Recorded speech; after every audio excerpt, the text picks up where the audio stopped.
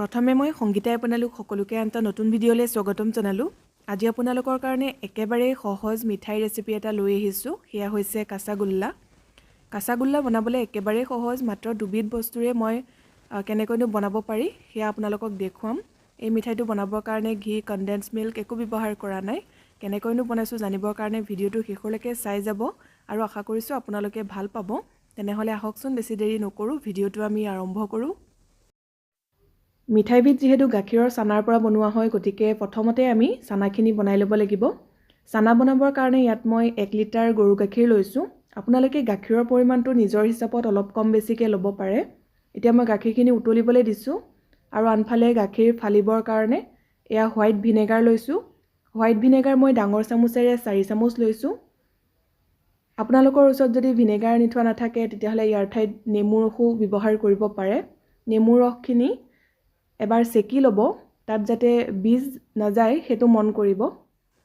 লগতে 2 চামুচ পানী দিছোঁ আৰু ভালদৰে মিক্স কৰি লৈছোঁ। এইখিনি এতিয়া ছাইডত থৈ দিম আৰু গাখীৰখিনি ভালদৰে উতলাই ল'ম। মাজে মাজে এনেদৰে লৰাই থাকিব যাতে তলিত লাগি নধৰে। এয়া গাখীৰখিনি উতলি আহিছে। এতিয়া মই গেছটো অফ কৰি দিছোঁ। গাখীৰখিনি যেতিয়া উতলি আহিব ভালদৰে তেতিয়া গেছটো অফ কৰি ল'ব, তাৰপিছতে চানাখিনি ফালিব। তেতিয়া চানাখিনি বহুত কোমল হয়। এতিয়া যিখিনি আমি ভিনেগাৰৰ পানী ৰেডি কৰি ৰাখিছিলোঁ আগতীয়াকৈ, সেয়া অলপ অলপকৈ দি পেলাই আমি গাখীৰখিনি ফালি ল'ম। এই দেখিছে অলপ দিছোঁ, আকৌ মিলাই লৈছোঁ। তেনেদৰে অলপ অলপকৈ দি পেলাই চাই লৈছোঁ, কাৰণ কিমানখিনি লাগিব সেইটো ক'ব পৰা নাযায়। যদি প্ৰয়োজন হয় আৰু অকণমান দি ল'ব লাগিব। এয়া মই ইয়াত গাখীৰখিনি ফালিবৰ কাৰণে 4 চামুচ ভিনেগাৰ ব্যৱহাৰ কৰিলোঁ। হয়তো আপোনালোকৰ অকণমান কম বেছি লাগিব পাৰে, গতিকে চাই ল'ব। দেখিছে ধুনীয়াকৈ গাখীৰখিনি ফাটি গ'ল। এয়া এনেধৰণৰ অলপ সেউজীয়া নিচিনা পানী এটা ওলাই যায়। তেতিয়াহে চানাখিনি সৰহকৈ ওলাব, নহ'লে ভালকৈ যদি আমি ফালি নলওঁ তেতিয়াহ'লে চানাৰ পৰিমাণটো কম হ'ব। এতিয়া এইখিনি এনেদৰে ৰাখি নথ'ব। লগে লগে পাতল চাফা কাপোৰ এখনত চানাখিনি এনেদৰে চেকি পেলাব।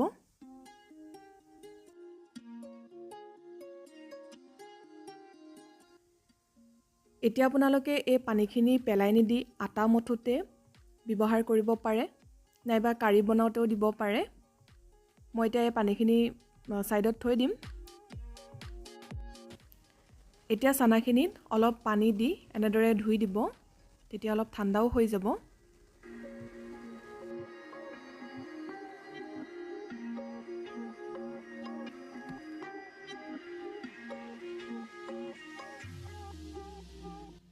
এতিয়া কাপোৰখন এনেদৰে টোপোলা এটা নিচিনা কৰি ল'ব। তাৰপিছতে এনেকৈ চেপি ইয়াৰ এক্সট্ৰা পানীখিনি যিমান পাৰি আঁতৰাই দিব।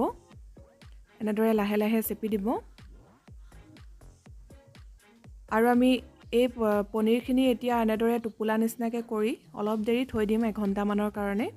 তেতিয়া ইয়াত যিখিনি এক্সট্ৰা পানী আছে সেইখিনিও ভালদৰে নিগৰি যাব আৰু চানাখিনি শুকান হৈ পৰিব। এয়া মই টানকৈ এনেদৰে টোপোলা নিচিনা কৰি ল'লোঁ। আৰু এতিয়া এই টোপোলাটো আপোনালোকে ক'ৰবাত ওলমায়ো থ'ব পাৰে, নাইবা এনেদৰে থৈ দিব চেকনি এখনতে। তেতিয়া ইয়াৰ যিখিনি এক্সট্ৰা পানী আছে সেইখিনি চব নিগৰি যাব। এতিয়া মই এনেদৰে 1 ঘণ্টামানৰ কাৰণে থৈ দিম। এয়া 1 ঘণ্টাৰ পিছত আপোনালোকক দেখুৱাইছোঁ। দেখিছেনে চানাখিনিৰ গাত যিখিনি পানী আছিলে সকলোখিনি নিগৰি গৈছে। এয়া চেপি দিলতো পানী ওলোৱা নাই। এতিয়া আমি লাডুখিনি বনাই ল'ম। এয়া মই কাপোৰখনৰ পৰা চানাখিনি প্লেট এখনলৈ উলিয়াই লৈছোঁ। আপোনালোকে ইচ্ছা কৰিলে এই ৰেচিপিটো ডাইৰেক্ট পনীৰৰ পৰাও বনাব পাৰে। এতিয়া চানাখিনি এনেদৰে 2টা ভাগ কৰি লৈছোঁ আৰু এভাগ চানা ছাইডত থৈ দিম, পিছত ব্যৱহাৰ কৰিম। আৰু এভাগ এনেদৰে হাতেৰে ভাঙি ল'ব, এইদৰে ভাঙি ল'ব। এতিয়া ইয়াতে মই চেনি যোগ কৰিছোঁ। চেনি মই চাহ খোৱা কাপেৰে আধা কাপ দিছোঁ। আপোনালোকে মিঠাটো নিজৰ হিচাপত অলপমান কম বেছিকৈ দিব পাৰে। আৰু চেনিৰ ঠাইত আপোনালোকে কনডেন্সড মিল্কো ব্যৱহাৰ কৰিব পাৰে।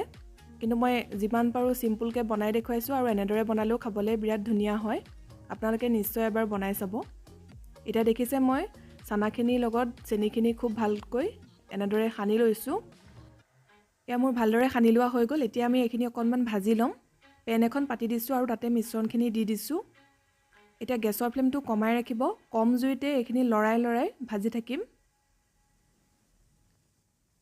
2 মিনিটমান এনেদৰে ভাজি থকা পিছতে দেখিব মিশ্ৰণটো অলপ ঢিলা হৈ গৈছে। এয়া দেখিছে চেনিখিনি যিহেতু আমি গোটাকৈ ব্যৱহাৰ কৰিছিলোঁ, সেই চেনিখিনিও ধুনীয়াকৈ গলি গ'ল, সেইকাৰণে মিশ্ৰণটো অলপ ঢিলা হৈ গৈছে। এনেদৰে কম জুইতে অকণমান সময় ভাজি থাকিব আৰু লৰাই লৰাই ভাজি থাকিব, নহ'লে কিন্তু তলৰ পৰা জ্বলি যাব আৰু তেতিয়া লাডুকেইটা বগা নহ'ব, অলপ ৰঙচুৱা নিচিনা হ'ব। ইয়াত দেখিছে মিশ্ৰণখিনি অলপমান শুকাই আহিবলৈ লৈছে।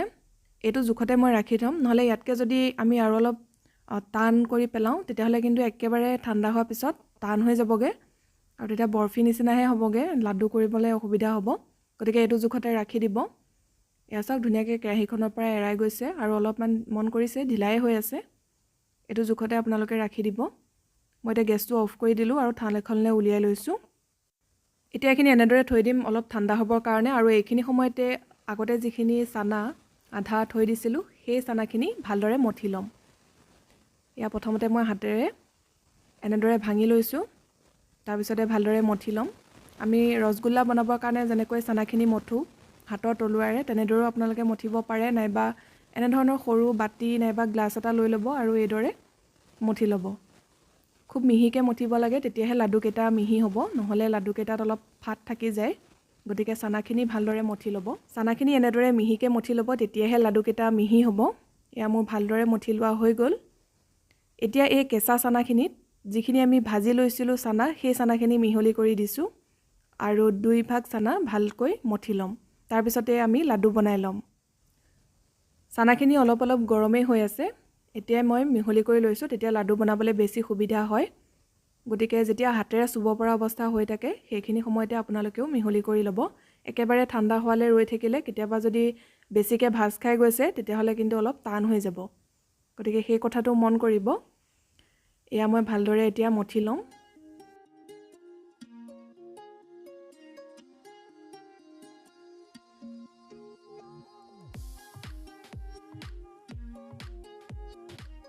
এয়া চানাখিনি ভালদৰে মঠি লোৱা হৈ গ'ল। এতিয়া মই ইয়াৰ পৰা লাডু বনাই যাম। লাডু বনাওঁতে একেবাৰে আলসুৱা হাতেৰে বনাব, খুব বেছি জোৰেৰে হেঁচি নিদিব, যিহেতু বহুত কোমল হৈ থাকে। এই লাডুবিধ বনাই লগে লগেও খাব পাৰে, তেতিয়া লাডুটো বেছি কোমল হৈ থাকে, কিন্তু যদি আধা ঘণ্টামান থৈ দিয়ে তেতিয়াহ'লে ভালদৰে ছেট হৈ যায়। এয়া মোৰ এটা লাডু বনাই লোৱা হৈ গ'ল। এনেদৰে মই গোটেইকেইটা লাডু বনাই ল'ম। এয়া দেখিছে মই লাডুকেইটা বনাই ল'লোঁ আৰু ইয়াতে 2টামান পিস্তা এনেদৰে কাটি পেলাই ওপৰত দি দিছোঁ, যাতে দেখিবলৈ আৰু অলপ ধুনীয়া লাগে। গতিকে আপোনালোকে মন কৰিলেই ৰেচিপিটো কিমান সহজ, গতিকে নিশ্চয় এদিন বনাই চাব ঘৰত আৰু কেনেকুৱা পালে মোক কমেণ্ট কৰি জনাব। কেতিয়াবা যদি সৰহকৈ গাখীৰ ফাটি গৈছে তেতিয়াও এই ৰেচিপিটো আপোনালোকে বনাব পাৰে। এতিয়া লাডুকেইটা মই অলপ দেৰি এনেদৰে ৰুম টেম্পাৰেচাৰতে থৈ দিম ভালদৰে ছেট হ'বৰ কাৰণে, তাৰপিছতে আপোনালোকক ভাঙি দেখুৱাম। এয়া মই এটা লাডু আপোনালোকক ওচৰৰ পৰা দেখুৱাইছোঁ, দেখিছে কিমান মিহি হৈছে আৰু ভাঙিও দেখুৱাইছোঁ। বহুত ভাল হৈছিলে খাবলৈ। আপোনালোকে এবাৰ নিশ্চয় বনাই চাব, একেবাৰে সহজ ৰেচিপি। আৰু ৰেচিপিটো চাই যদি এতিয়ালৈকে ভাল লাগিছে তেতিয়াহ'লে প্লিজ ভিডিঅ'টো লাইক কৰিব, লগতে আপোনাৰ বন্ধু বান্ধৱীৰ লগত ভিডিঅ'টো শ্বেয়াৰ কৰি দিব। যিসকলে প্ৰথমবাৰ কাৰণে মোৰ চেনেলটো চাই আছে ছাবস্ক্ৰাইব কৰি ল'ব, কাষতে যিটো বেল আইকন আছে প্ৰেছ কৰি অল কৰি ৰাখিব, যাতে আহিবলগীয়া ভিডিঅ' ন'টিফিকেশ্যনবোৰ আপুনি পাই থাকে। আকৌ এটা নতুন ৰেচিপিৰ সৈতে সোনকালে লগ পাম। ভিডিঅ'টো চোৱাৰ কাৰণে বহুত বহুত ধন্যবাদ।